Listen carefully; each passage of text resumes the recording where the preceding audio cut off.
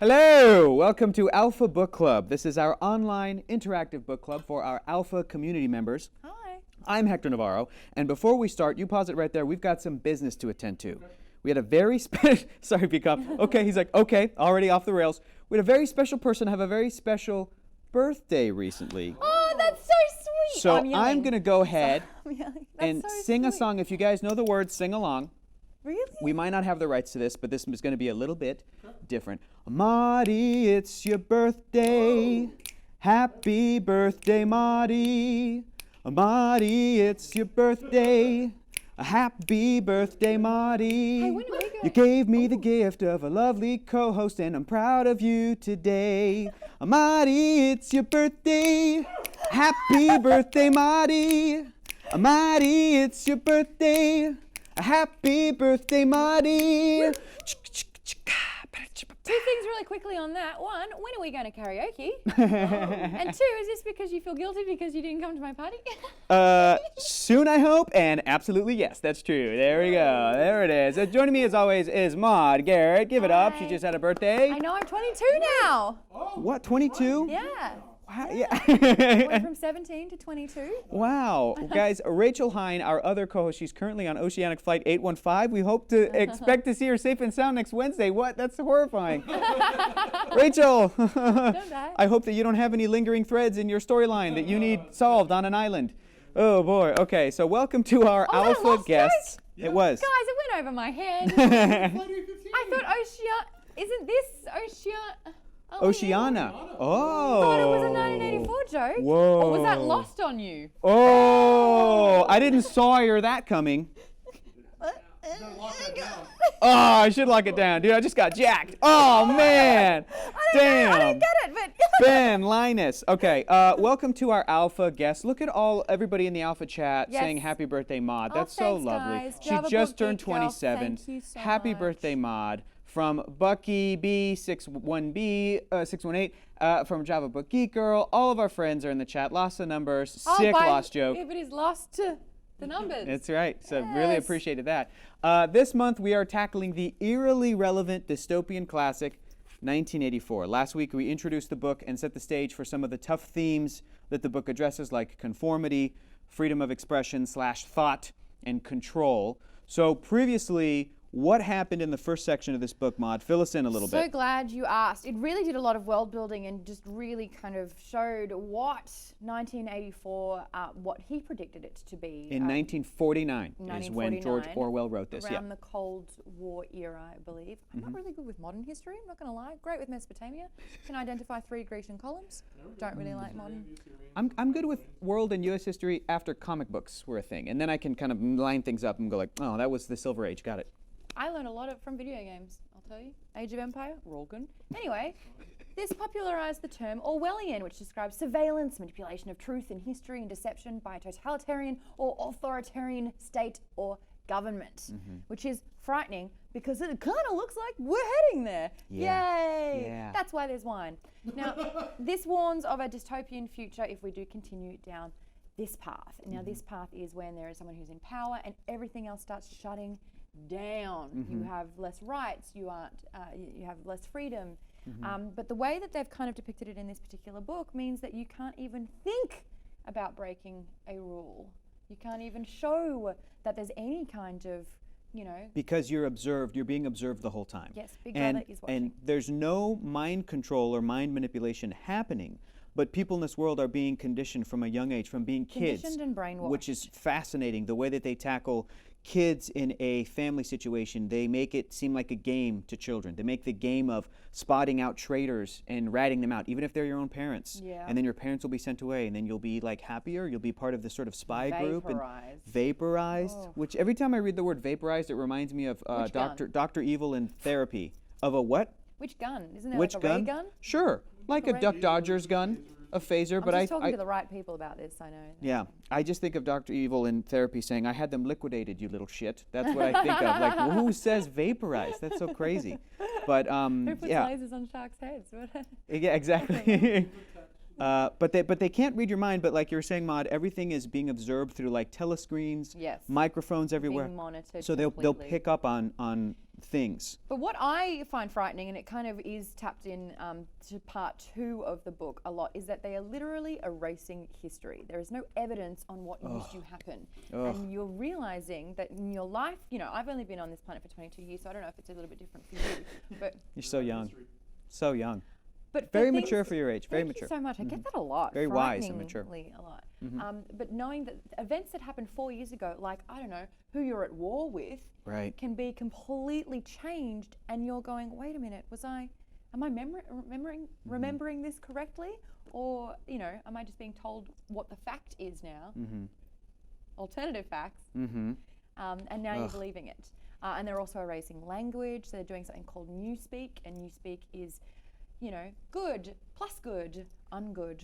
You know, and it's just taking one word and saying that there's various degrees of this particular word, so you don't have to use things like that expresses how you're actually feeling. Yeah, George which Orwell. I think, again, is what's happening in today's age. Too. Absolutely, and he predicted stuff that I don't think he could have ever known was going to happen, because Newspeak, I think, is just emoji texting now. Yes. And what George Orwell is saying is that what's very important is for us to hold on to our language and to have it be elaborate and descriptive and specific, and the dumbing down of society. I mean, one of my favorite movies is Idiocracy, and that did such a great job. That sort of dumbing down of society through television and through sort of baser the fact that the entertainments. president was a wrestler, wasn't President Camacho. WWE Yes.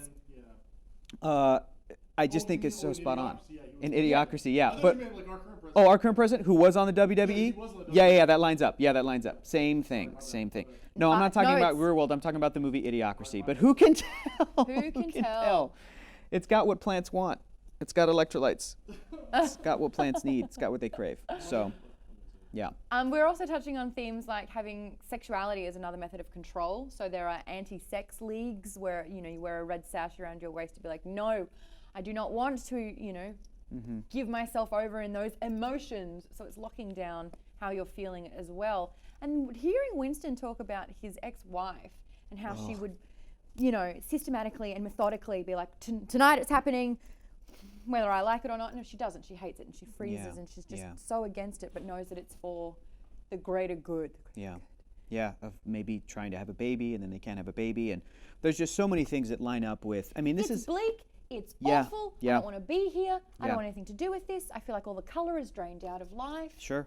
I don't like the main character or characters, but it's also not their fault. Like, I'm realizing they have been conditioned to be this way. Even Catherine, our main character, Winston Smith's ex-wife, who he talks about, the way that she hates the act of having sex, I'm like, that makes me very upset, but also that's not her fault with the world that she has come up in. You know what I There is mean? no one really likable in this whole world. True. Yes. Even when you meet the character in part 2, which we'll get into, Yes. who is more likable, she's still awful in certain ways. There's still horrific things, but again, that's the world that they live in. Yes. So Before we get stuck into it, though. yeah, really interesting stuff, guys. We have got an alpha guest. One of our favorite alpha fans, Patch, is calling in. Patch, are you there? You guys know him from the chat. He's now on the show. He's back on with the beard. Yeah. Hello. Oh, we got to get. Hey, guys. You beat me. Hey, what's up, Patch? Man, you can't even. Doesn't even work. You can't even hear. Patch, so good to hear from you. How you doing, man? I'm doing great. Thank you so much for having me back on. It was a great time My last pleasure. time. We were chatting a bit before the show started. You've read 1984 before for fun, and then Maude was confused by that. But Yes. you're rereading it now. Is there stuff that you're picking up on that you didn't before? Is there anything that's new for you, or are you just being reminded of everything that you felt the first time you read it? Well, a few things are coming back to me, and I have to admit, the circumstances of the world right now are certainly making this a very poignant book. But one of the themes, I think, right out of the gate that I did not catch before, even when I read it first time as a student and then again as an undergrad, was this time around, faces. There are faces that are being described everywhere in this book. Faces? And there are, people's faces, not just Big Brother's, but Wrinkles. he's constantly lines. looking. Winston is looking at everybody's eyes and he's describing how they look, and we are looking through his eyes throughout the book. And it just makes you wonder, are these people actually wearing their real face, or are they all masked? or are they all just so broken down that this truly is what they look like? Great metaphor. And I've noticed that as well when describing the women who, the dust in the actual lines of her face that has just settled there because she can't clean and it's just not a thing. When describing someone's age, it's like, she's only 24, but she could easily be a lot older than that because she's got wrinkles all over her face. Like, they're so worn and almost decrepit. It helps with that world building aspect. To be describing the level of sort of wear that people have had on their faces. Everyone stinks as well. The amount of times he mentions that acrid sweat smell that's just constant. Oh, dang. Really bad. Patch, question for you, Patch. No, go Yeah, ahead. go ahead. Fight. All right, I win. Okay, Patch, do you think that it's important for young people to read this, or do you think that there are things that that it might be too dated, that they're not going to get out of it? Well, I think it's probably a good idea to have kids read it. To be honest, the first time I actually read this, I was in 5th grade. I was doing the math really fast and trying to figure that out. So I read this when I was 9. So in the 80s. And I had a great elementary school teacher named Mr. Matusik. I actually remember his name. He stood out that much. And what he had done is he had taken 1984's elements and he had mixed it with Aldous Huxley. So you have a little bit of Brave New World, you've got a little bit of 84, and to be honest, he kind of slipped a little Logan's Run in there, where his character was getting a little older and they need to be able to cut off the history even easier. Well, if your time's up, your time's up. Yeah. Kids should probably read this. This is going to be important information for them to have down the road. Patch, I think the real problem with trying to get the youth of our world today to be interested at all in this book, I mean, I know that even now with phones glued to our hands, taking time out of the world to just flip a few pages and immerse myself into a different world is frightfully hard. So that's going to be hard for our youth, but also they don't, because we have this sense of escapism and portraying the best of our lives, we constantly show off the best pictures of us, the best days that we have, the best news, that actually seeing something this bleak is something that they wouldn't voluntarily want to go near. You're exactly right, Maude. We do an excellent job of self-editing and making certain that we can Photoshop ourselves into beautiful creatures or what have you. High five you. That's so good. High five. High five, Patch. High five. Well done. Well done. Well done. We are. Well done. We're literally, I'll do even one better. Cheers. Yeah. That's yes. Awesome. We've got some Patch hype in the chat right now. People are really agreeing with what you're saying. In all caps, too. Bucky B618 says yes in all caps about this sort of conversation and self-editing and to get kids. But what I think is interesting is that this Orwellian future that was predicted in 1949 has found its way. Orwellian. What's that? Not so Orwellian. Yeah, just completely factual. Has found its way into modern young adult literature. It seems like every YA book is set in a dystopian future. Yes. Maze Runners and Hunger Games, and but those again center around younger protagonists, and our main character Winston Smith is 39. Is there any thing about this dystopian world do you think that young people are drawn into, or are young adult fiction of today, is it different because of the fact that it centers around young people? Yes, they're the savior. That's a great Good question. I would argue that the reason why YA is doing such a great job with dystopians, and I don't know if we can necessarily name the books here and there, but I think we all pretty much know the couple of big sellers that have gotten out into the market lately. Yeah. But suffice it to say, everybody likes to have this concept of maybe a Joseph Campbell heroism. They need myth. They need some reason to continue on. There has to be some level of hope in order to continue on, even when you have a dystopia. And that concept that you can be the rebellious person and you can get in there and you can change everything is a little bit of what we're seeing with Winston here.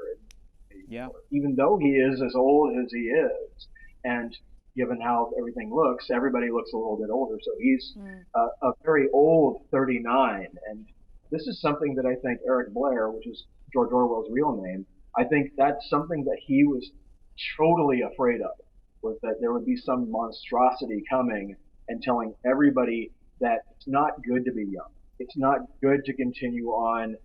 You just need somebody to take care of you. You don't need to take care of yourself or anyone else. So it becomes more of a matter of you just want some type of hope. And I think that's something that young audiences are finding in these dystopias. Despite the world building being awful, there's still these amazing heroes that come out of it, and they're amazing, and everybody wants. Absolutely. I kind of understand what you're saying. I think it's fantastic. Everything that you say is amazing, and I learn every time you open your mouth, so that's great. But I think that the comparison between someone like Winston and someone like, Katniss Everdeen, which is a little evergreen. Yes. Who's saving the world. I think that the youths, I keep saying like the youths, like I'm not.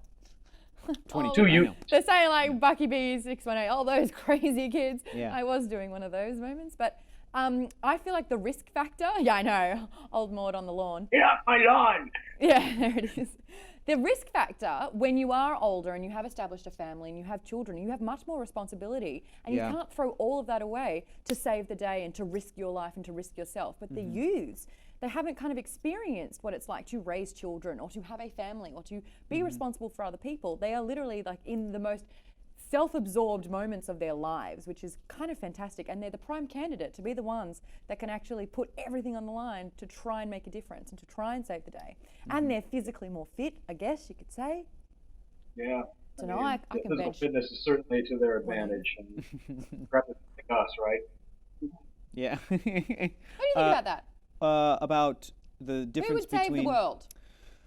I mean, I think it's interesting. I think that there is a bit of a fantasy element when you make the YA stories, and even things like Star Wars, which stars the 17-year-old, 18-year-old Luke Skywalker. But that's the chosen one trope. Sure, but it's always the chosen one is not a 39-year-old guy. It's a young kid. Yeah. And I think all of those reasons that you said is part of that. And I also think that there's a bit of a fantasy of telling young people, you yourself, specifically one person, can change the world, as opposed to something that when you get a little bit older, there's more realistic stories that I think we're drawn to that are more like, hey, if you've lived a good life, if you're living a good life, you can be complacent, but it's also like that's good enough. You can't change the world. The system is rigged. And this story so far, it has both. I think that my natural inclination as somebody who has absorbed fiction my whole life, my natural inclination reading this for the first time is that, by the end of this, the world's going to be changed, that Winston Smith and the people he's meeting, they're going to do something to this world of 1984. Because that's how stories I'm used to are. Yeah, everything's bad. But this guy's I don't know what's going to happen at the end of this world. This world is so structured, and it's so... Everybody is so complacent that if we're talking about what we're predicting, and again, I'm a first-time reader, I don't know what's going to happen. If Winston was 18, would the story be? It would be completely different. It would be completely different. And he even talks about in the book the attitudes of some of the young people, the fact that once he meets and starts a relationship with Julia, that she's being 26 years old, that he's like, oh, she has a much more rebellious, like she thinks that you can live this life, when Winston's like, you cannot live this way. We're going to die. But it's the risk. It's this risk factor again. Absolutely. So Samuel Cortez, really want to read out what they've said. It's good to remind the young adult readers that one person or even a small group of people can still make a difference. Absolutely. Doesn't matter if it's negative or positive either. They can do it. Yeah. You mentioned Julia already. Yeah. We got on that. Let's talk about that. Julia. Let's talk about Julia for a second. First of all, before we get into, I just want to make a wild, crazy prediction. I'm reading this for the first time. We meet Julia. He starts a relationship with Julia, this 26-year-old woman who hands him the note, I love you, which was an incredible moment in this book. That was beautiful. I did not see that coming. It was crazy. It was I've read great. the book. I did not see that coming. I started doing the math, and because I think I'm so cynical because of fiction, things, movies and TV shows like Game of Thrones and Old Boy, I made a leap. But I'm like, I did the math because after he meets Julia, Winston describes the story of losing his mother and baby sister. I made the leap of like, is Julia his long-lost baby sister? Is this going to be real awful? Guys, can I just get a spoiler alert? Can you guys just tell me that's not the case, please? Because I need to know. I want to make sure that he's not accidentally sleeping with his sister. Come on, Patch, don't do that to me, Patch. Cool, gross, super gross. All right, well, let's just talk about Julia. That was a leap for me. I've got two brothers, man. What's I that? hate having these kind of conversations. I've got two Hey, brothers. I have a younger sister too. Thank God I know where she is, and I've known, You since. probably keep tabs on that. My brother's getting married, guys. He didn't have a girlfriend for 10 years, and now he's getting married. Oh, Good congratulations. on you, Darcy. Good on you. Congratulations, Darcy. That's awesome. You're 22. You've got years before you got to start worrying about that stuff. Fine. So fine. But Patch, let's talk about this character. Let's talk about Julia for a second. Maude mentioned the sort of controlled rigidity that this world has about sexuality. What do you think that the character of Julia represents in the story? What was George Orwell trying to use this character to say? I think right out of the gate, the first one that comes to mind is the idea that she's self-aware of everything that's going on in this world, and she is bombastic about it. She just goes out there, and she also is a bit of temptation, though, isn't she? She's all those types of playing off of maybe the more instinctual of the male rather than the programmed. But not even that way. Like, I mean, let's remember that the first time we hear about this woman, he wants to violently hurt her in like a crazy way. Only 5 nights ago, he had contemplated smashing her skull in with a cobblestone, but that was of no importance. So what they're doing is emitting these raw, extreme emotions, whether it is a sexual emotion or whether it's a violent emotion. And these are both things that you shouldn't be feeling at all. I definitely read into that this world is built a certain way that men are very easily misogynistic because that's the world. And that when Winston was having these thoughts in the beginning of the story and you as the reader are reading them, a part of you can sympathize with his thoughts, and I think George Orwell's doing that on purpose. He's trying to get you to understand his point of view. His point of view is, this woman who's looking at me, she is part of the thought police. I want to bash her brains in. And so you go, yeah, you should definitely protect yourself. But again, I think the story's reminding you, this is how he thinks because of the world he was raised in. And as I'm reading it, in 2017, I'm looking at this and I'm going, this guy is a men's rights activist. This guy is a sexist guy. He's a misogynist guy, but also just the way there are people who think like that today in our world, there's an element of you don't know any better. They don't know any better. They have been raised in a certain way. Contemplating smashing skull with a cobblestone. Not a cobblestone, but I've definitely had violent threats like that made against me. You've had and we don't even live in an Orwellian dystopian future. Do you know what I'm saying? Like we live in a free society and they have still been to blow my body up and then light all the bits of my body that had remained on fire. Are you serious? Yeah. That's horrendous. Very violent. And the thing is that when they finally get to the Golden Country, where they finally meet up and have the chance to consecrate everything that they feel, she straight up and asks him what his first thoughts of her were, and he admits all this. Yes. I can't believe change he said anything. that. She doesn't even blink. I know. No. And that was so. Like, what do we make of that? I was like, don't you do it? Don't you do it? We have to talk about that because do we think that that's because she's so used to this type of thinking from men, from society, from the power structures of that world, and again, the author George Orwell very cleverly says from Winston's point of view. Did you want to read that section? 120. You have Let's do it. Did you go for it? 120. Oh, 120. Yeah. Okay. Okay, Patch. Hang on. We're gonna do a little read. Here we go. Here we go. Here we are. I expect I'm better at finding things out than you are, dear. Tell me, what did you think of me before that day that I gave you the note? He did not feel any temptation to tell lies to her. It was even a sort of love offering to start off by telling the worst. I hated the sight of you, he said. I wanted to rape you and then murder you afterwards. 2 weeks ago, I thought seriously of smashing your head in with a cobblestone. If you really want to know, I imagine that you had something to do with the thought police. The girl laughed delightedly, evidently taking this as tribute to the excellence of her disguise. She is the poster girl of fake it till you make it. That was crazy. But what Orwell says is it was even a sort of love offering to start off by telling the worst.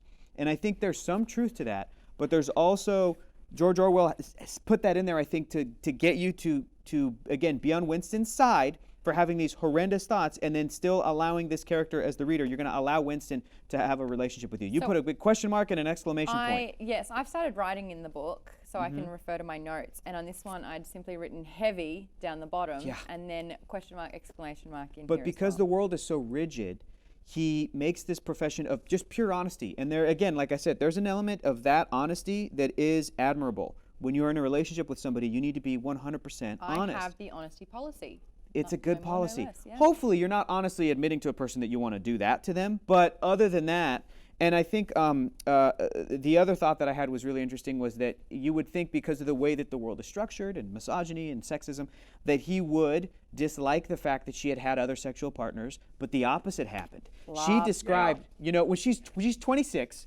Later, we learned that she had her first sexual experience when she was 16 And he was with a guy 60. who was like 60, who then killed himself because he didn't want to get caught. And she was like, that was good. That's probably better for him or something like that. Yeah. Very flippant about it. Yep. But he asked her, how many times have you done this? She's like, countless times, dozens of times. And he's getting like hotter and hotter for her. He's like, oh, yeah, He's yeah, like, yeah, listen, yeah. the more men you've had, the more I love you. Do you understand that? Yes, perfectly.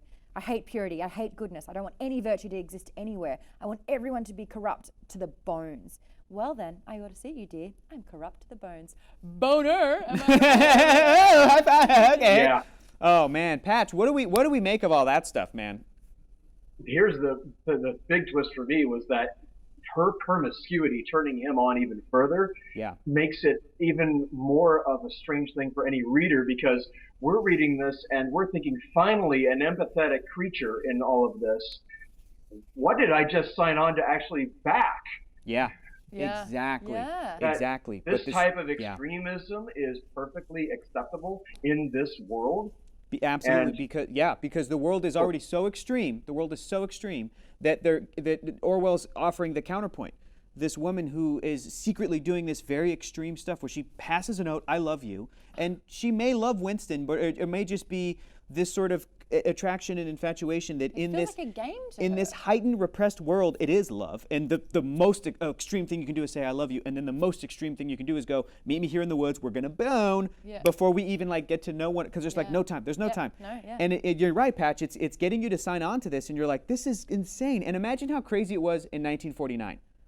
Yeah. In And 1949. that's just even more world building, isn't it? We're just continuing down this long pathway of destruction for our society, where Absolutely. these types of behaviors are like the norm, or when it's not the norm, just how far off the norm it really is. Absolutely. It does such a great job of that. Lost the Numbers in the Alpha Chat says, I cringed when Winston told Julia what he thought of her at first. Oh, yeah. Samuel Cortez says, damn, that intense. It Yeah. very isn't Yep. much intense. It's very intense.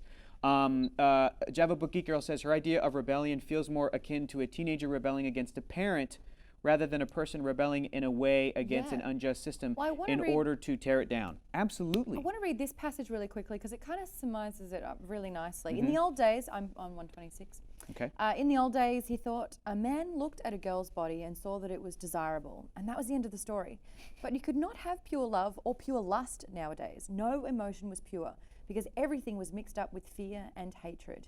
Their embrace had been a battle, the climax a victory. It was a blow struck against the party. It was a political act. A political it was act. and I underlined the shit out of Yeah, that. you did. Yeah, you So did. did I.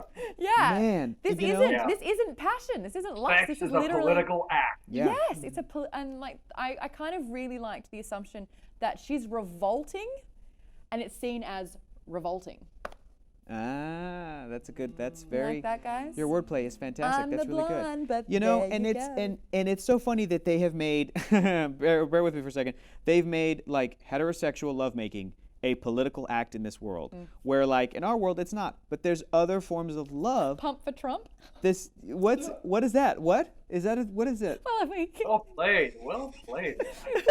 But there's other forms of love that the world, many parts of the world, this part of the world, other parts of the world, see as not legitimate forms of love. And so even for two people to be in love, that is considered a political act. You know, even in our world today, there's certain relationships that are looked down on. by the way, before which is t-shirts crazy. get made, it should be pump against Trump. But that's Pump fine. again? Okay. Yeah. What do you mean pump for? What do you mean pump for Trump? You don't understand the notion of pumping someone? That sounds like TrumpSingles.com. Like that's like a terrible like. Oh, that's not what we want for this. Oh. Oh, there's so much stuff to unpack. I want to read. 22-year-old knows what pump means. What's that? No. Yeah, it is. It's a 22-year-old. It's something different. Guys in the chat, if you guys want to be sharing some of your favorite passages. Yes. Oh, I love Favorite this. moments. I don't know who said the comment, but I want to read it. I'm not interested in the next generation, dear. I'm interested in us. I love that moment in the book. She's living in when the now. Julia's just living in the now. But I want to read a section, and then I want us to talk about it. Because Yes. Pat, you're so smart. Chat, you're so smart. Yeah, Maud, everyone's you so are also That's very amazing, smart. by the way. Yeah, I love that part. But this is something that was crazy to me. The sun blazed down upon them, the sweat trickled his face, and the thought struck him. "Why didn't you give her a good shove?" said Julia. "I would have."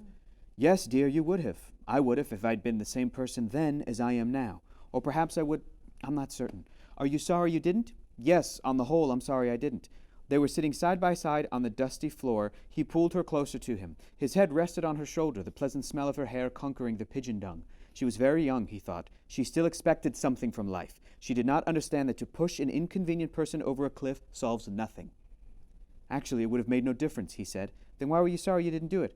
"Only because I prefer a positive to a negative. In this game that we're playing, we can't win. Some kinds of failure are better than other kinds, that's all." Brutal. So he's Brutal. He's literally contradicting himself. Some in that kinds of statement. failure are better. I read that and I was I like, look for positives, and the positive is that yes, some failures is a are lesser better than failure. others. And that's kind of true in, honestly, in regards to everyone's life ever in the Yeah, world. yeah. I don't care what position you're in. I don't care if you're the richest. I don't care if you're Bill Gates. I don't care if you're the poorest person. I don't care if you're the most famous or nobody knows you and that you don't care if you die. But it's really not about victories. It's about lesser failures. That's how we get through it. I thought that part was brutal. Yeah.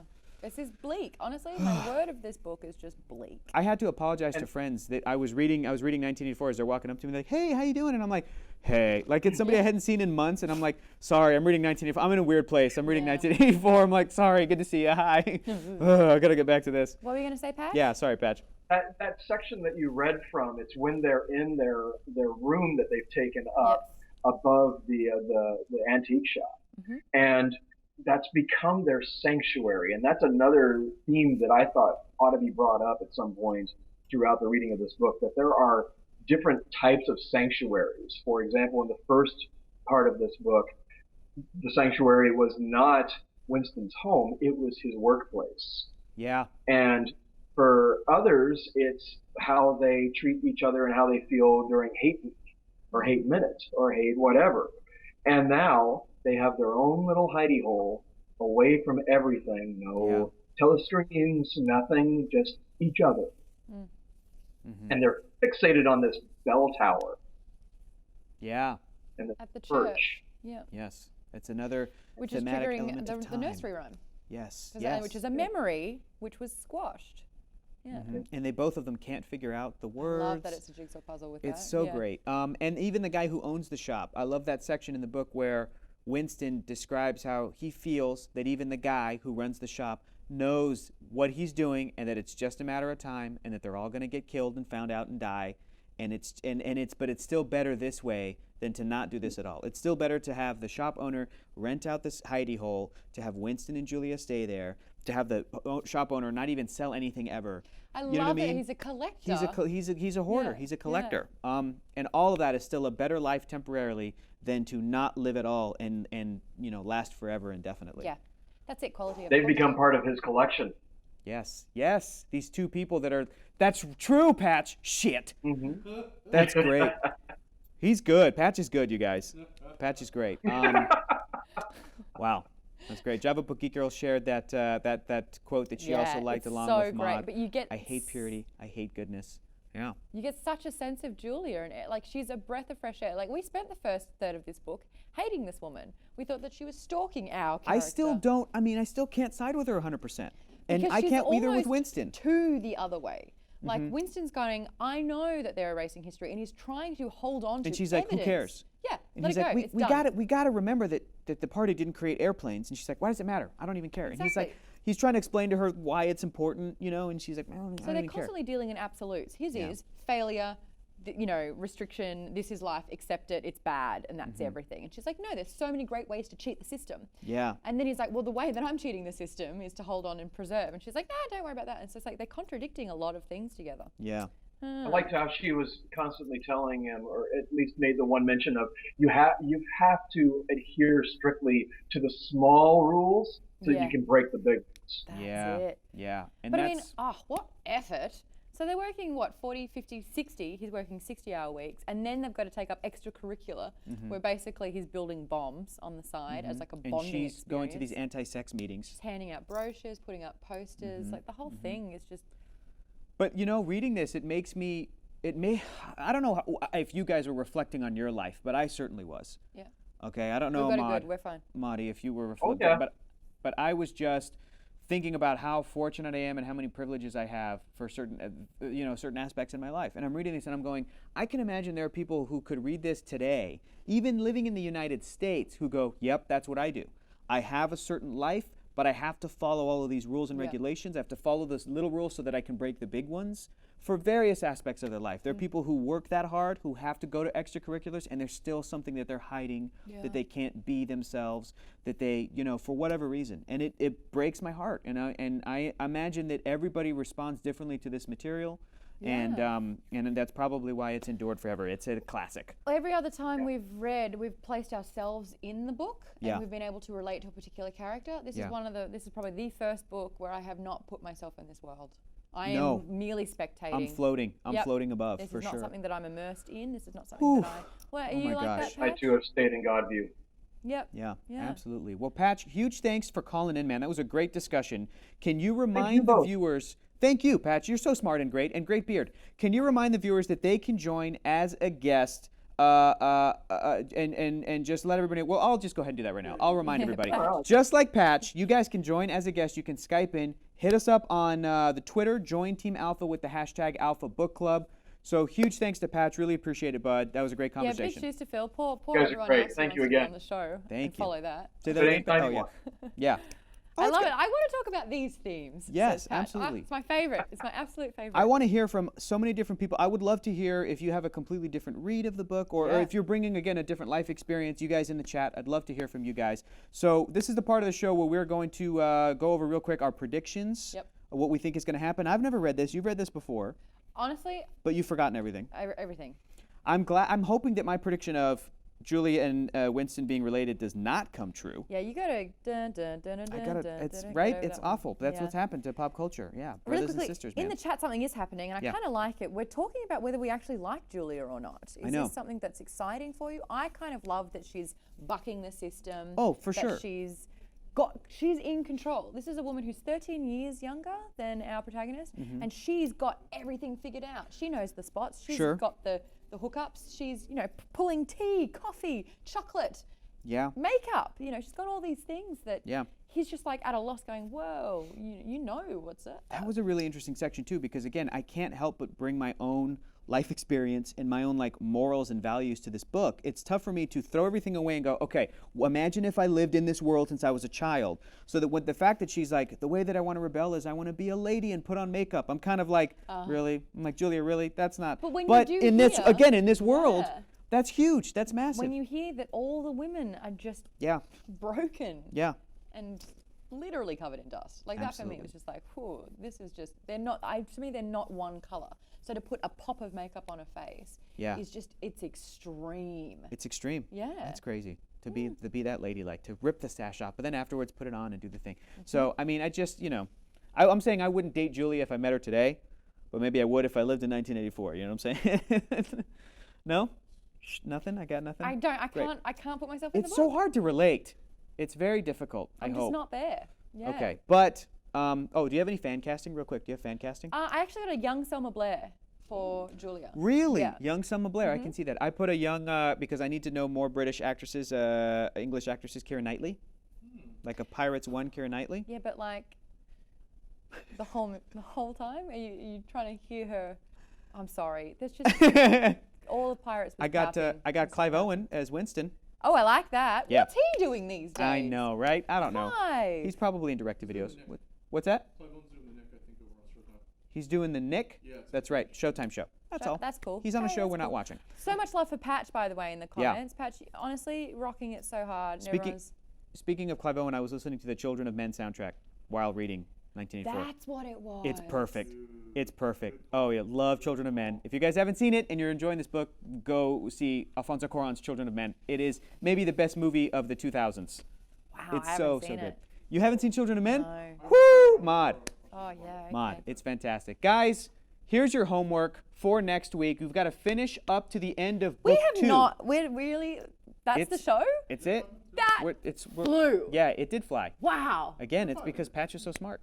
And because I drank a whole glass of wine. So you guys in the chat, your whole, the moderator says her whole goal is, we'll bang, okay? Yes, that's Julia's whole goal. But Love it's that amazing that conversation. she has that kind of control. Like she's calling great. every shot. Hey, you don't really know what's going on. So let me tell you. This is where we're going to meet. This is how you're going to get there. This is what we're going to do. That's how you're going to get back a different way. Yep. And we're gonna, Yep. and we can't meet. I have stuff to do. It's just in control. I love it. Yeah. Finish up to the end of book 2 in our edition of the book right here. This is approximately page 224, and That's so not many that great bad. people were even talking about other books in the chat, as they always do every single week. We love to hear your recommendations. Send us your recommendations on Twitter at Nerdist, at Geek and Sundry, or at Join Team Alpha with the hashtag Alpha Book Club. Yeah. We're going to be doing a comic book for April. Well, no, not for April. We'll be At the doing- end of March. Yeah, at the end of March. Last So book? when we're done with this, Yeah. next week is going to be the last section? No, We've got 2 more weeks of 1984. Yep. 2 more weeks of 1984. Then a spare. The Wednesday after that, that's spare. We're doing a comic book, y'all. I'll let you pick it. We're doing a comic. You're going to let me pick it? I'll let you pick it. We didn't really Man. chat about the predictions, and I do want to talk about it because Yes. O'Brien has been reintroduced super quickly. We kind of heard about him in the first part where there was a glance. Maybe he's got a form of communication where he just slides his spectacles up his nose. And we didn't really know what happened there because Julia was a big part of this. And Julia is nothing that we predicted at all. Yeah. And now finally O'Brien's just, boom, stepped up. So you can kind of see this revolution, the revolt, it's forming, it's getting legs, it's causing momentum. I'm really afraid that O'Brien's not in on it. That Winston's going to show up and be like, Mix the resistance is like, what are you talking about? I got a bad feeling O'Brien's getting vaporized. Yep. Syme or Maybe. Simi, or what did you call him? Simi? Simi? No, I don't know Gone, what I call him. guys. Yeah, Gone. gone. This Just guy, gone. he predicted it. Nope, this guy knows too much. He talks too much. He's and I- so and- across. I'm hoping I'm wrong. I'm afraid that Winston's reading too much into O'Brien's little words here and there, because Winston's like, But it's it come must out have been of a clue from nowhere. O'Brien. What's that? It's come out of nowhere. Out of nowhere. Hey, I want to talk about your Newspeak. You did a really good job. Oh, no, I'm not that great. No, Or is this seriously. how this dude does his job and he's part of the system? I don't know. Is he thought get so police? I don't know. You get so paranoid. So we're doing a comic book at the end of this month. We've got so many great suggestions for next month. We're always talking about so many great books: American Gods, Jurassic Park, Harry Potter, because I've never read it. Yes. So many great things. Yeah. Golden Compass. Rachel would want to read Golden Compass series. Yes, that's a great book. So we have got, or rather, the first book is called The Golden Compass. Don't kill me, Rachel. Okay, it's his Dark Materials the or something. plane is I don't know. literally turning around. No, yeah, it's just coming right back. That's right. Really quickly in the chat, I don't mean to cut you off, but Reesemaster 3000 said, "What if I already finished 1984 because I couldn't stop?" Then you're prepared. That's amazing. And you're people people actually agreeing, going, "Yeah, I really, I'm a book geek girl. I had to fight the urge to keep reading this week." I really like the second section. The first section bored me. The second section, I really dug it. for Because- 1984. Yeah, because sexy time. That's a note that I'd written in the book. Literally wrote "sexy." Guys, time. we also have a Goodreads club. We'll share the link in chat so that you can find us there. You should find us there. Goodreads Yes, is that Alpha great. Courtney's just popped it in right now. Say again, it's in there already? Yeah. Beautiful, beautiful. So find us there. Stick around for the next episode of Crafting Comics with Jim Higgins. It starts at 8 o'clock p.m. right here on Alpha. Thank you so much, Maude. My pleasure. Thank you for singing for me. That was. You're the very best. welcome, and happiest birthdays. Happiest birthdays. So goodbye to all of you guys in the chat. You guys are the best. You're the best. We'll see you next week. Tell your friends to come and read a book with us. Mwah. Bye.